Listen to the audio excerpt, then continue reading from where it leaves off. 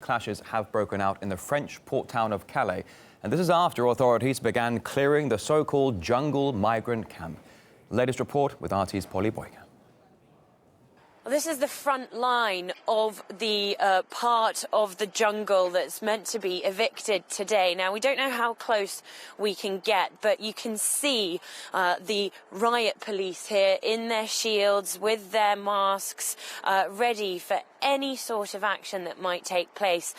All of these settlements, these huts here, have been earmarked for demolition, and the bulldozers just in the distance over there are making their way quite quickly through this part of the camp this morning. We saw the activists and the aid workers living here go through this area earlier on this morning when they saw the police arriving, blowing their whistles and saying that the police are here, signalling to the refugees that they need to be ready for this eviction.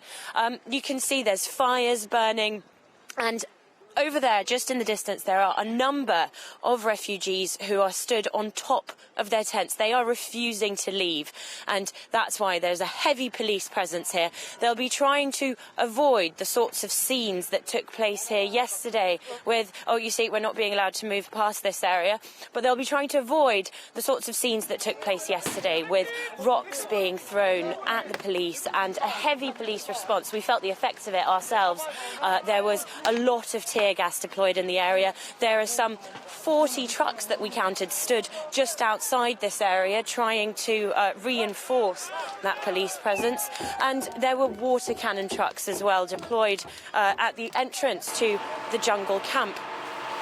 There are people resisting this eviction, and that's what the police are here for. The local authorities are making their way around the camp, trying to explain to the refugees that they can claim more housing in other parts of France, in official asylum centres, or in the container camp on the other side of this camp.